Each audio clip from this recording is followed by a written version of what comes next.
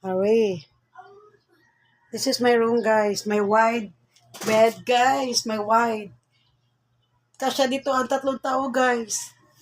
Malambot pa yung bed ko, guys. Kasing lambot ng puso ko, guys. Hep, hep. Hep, hep. Hep, hep. Hooray.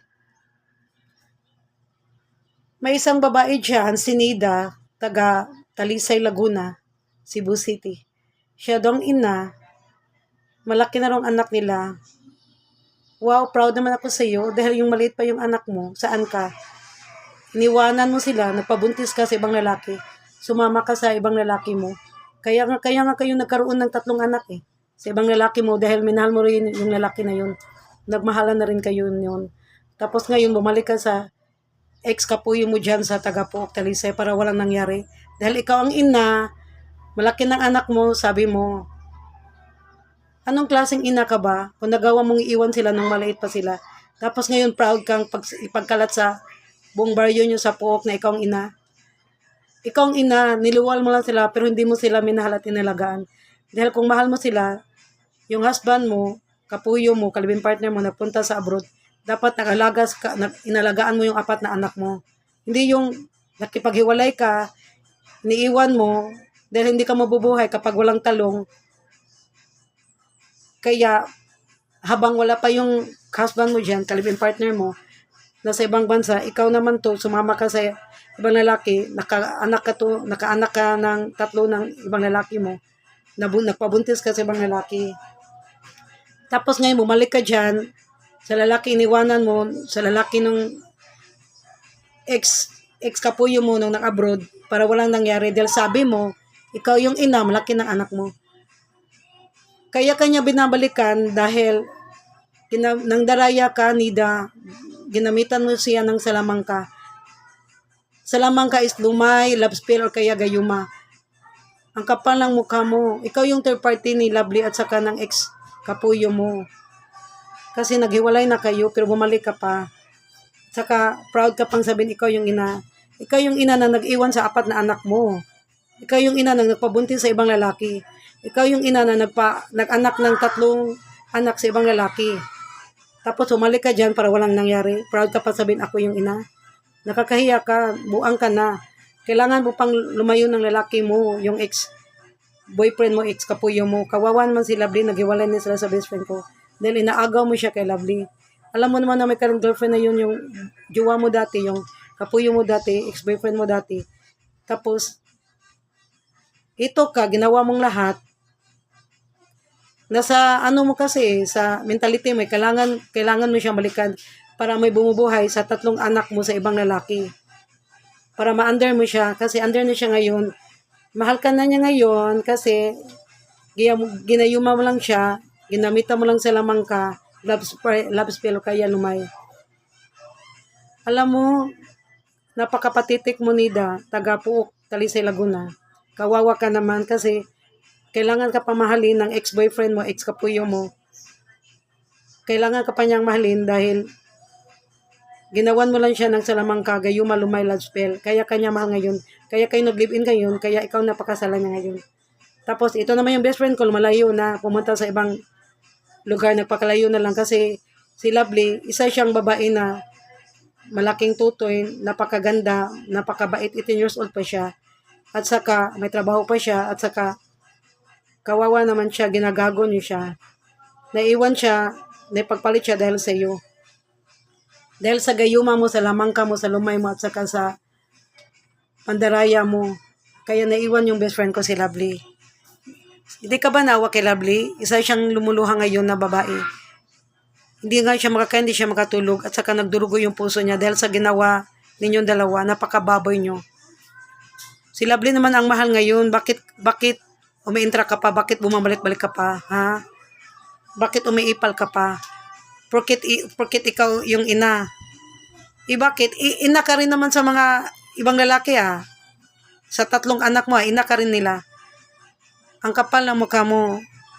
Di ba? Hindi ka nga matanggap sa ex-boyfriend mo, kapuyo mo, dahil nagpabuntis ka sa ibang lalaki, nakaanak pa kayo ng 3. Kaya ka lang niya natanggap, kaya ka lang niya minahal ngayon, kaya ka lang pumayag siya na makipag-live-in sa iyo at saka magpakasal sa iyo soon. Kasi nang daraya kanida taga Pok Laguna, Talisay, Cebu. Ginagamitan mo lang siya na sa lamang kagayuma, love spell kay lumay. Mahiya ka naman, mahiya ka sa balat mo, pangit ka nga, lusyang ka nga, gurang ka pa, wala ka pang grado kasi yung grado mo, humikang nanay, 16 years old ka pa or 17, 18, nagpabuntis ka na. Kaya nga kayo nagkaroon ng 4 na anak eh. Tapos nung abroad yung kapuyo mo, ang sama ng galing mo, iniiwan mo yung mga anak mo. Nagdala ka lang ng 2 anak mo kasi sumama ka sa ibang lalaki. Nagpabuntis ka doon, nakaanak ka ng 3 anak. Tapos ngayon, hindi nag-work yung relationship nyo doon.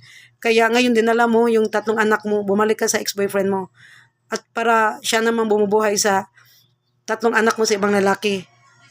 Gilove spell mo siya, gigayuma mo siya. Nang daraya ka, gumawa ka ng salamang ka para ma-under spell mo siya, ma-under mo siya, ma-stack mo siya, para ma-control mo siya. Kasi wala siya magawa ngayon, nakakaaway siya kasi gilumay mo siya. Gigayuma mo, gilove spell mo. Hindi ka ba naawa? Nagpabuntis ka sa ibang lalaki, nakaanak ka ng 3 ng lalaki sa ibang lalaki. Tapos ito ka bumalik ka para walang nangyari. Kasi sabi mo, ikaw ang ina, malaki ng anak nyo. Sana makarma ka sa ginawa mo sa husband mo sa taga-Barili. Sana makarma ka sa ginawa mo sa best friend ko nga si Lovely. Ang best friend ko ngayon, ito siya ngayon, durog na durog. Araw-araw lumuluha, gabi-gabi, umiiyak. Hindi makakain, hindi makatulog. Alam mo, sa ginawa ninyo, napakababoy nyo, napakahayop nyo. Wala na siyang balak bumalik dito sa Cebu. Iniiwan niya kanyang nag-iisang ina, nagpakalayo na lang siya. Dahil masyado siyang nadudurog na saktan. Gusto niyang lumimot, gusto niyang mag-move on. Nang dahil sa Unida, taga Pok, Talisay, Laguna. Alam mo, nung bumalik ka sa lalaki noon, sabi ni Lovely, yung boyfriend niya, nagkaroon ng STD, sexual transmitted disease, tulo. Yung utin daw niya, may anana daw, sakit daw mangihi, hapdos. Kaya siya nakaganon dahil gumamit siya sa iyo, nag-sex kayo, nag-iyot kayo eh. Kung hindi ka lang bumalik sa lalaki na yan, sa ex-boyfriend ni Lovely, hindi sana sira yung relationship nila, sila pa sana nagmahalan ngayon. Alam mo kasing mahal na mahal ng ex-boyfriend mo, kapuyo mo si Lovely eh. Kaya ginawa mong lahat, gumamit ka sa lamang ka, Nida, taga Pok, Laguna, Talisay. Gumamit ka ng lumay, at saka gayuma. Si Dory, napatingin sa kay Dory, ano yung si Dory, taga Ranger, yung Pok, Talisay. Manambal yun, hindi yun mamakak, wala makukuha si Dory kapag mamakak siya. Sabi ni Dory, yung ex-boyfriend mo raw, dati, yung may anak yung 4, taga Pok, Laguna, Talisay, si Mr. Hernani, gidugo daw ka, imo daw gipugaan sa imong napkin, imong dugo, imong napkin nga dinugang, gipuga daw nimo sa baso, imong gisagula kapig, ipainom daw nimo ka, Mr. Hernani. Muna na lumay si Mr. Hernani nimo. Ako mo tuod yung kung Dory, kasi Dory, di yun na mamakak. Tarong si Dory, mature, tiguang na. Busy siya, iyaging oras gani, kinalaw pa ila city na nakangatong nga dlaon ka. Kay lapas ng city, di na kayo entertainon, yung nana siya ka busy. Wa siya oras pakigchika, marites. Niya nagis Dory, gay na siya, gani si Lovely nga. Kailan man ko anang Nida, diri man na siya sa una, gagmay palang anak. Tambal man na siya nako, kanang lalain man nagamahan yung anak, meaning, bigaon ka, burikaton ka pagkababay, imong nang burikat. Manya ka, kay di ka tanong babae, kay mga anak, lalay gamahan, lalay laki, magpabuntis kaya sa ibang mga laki.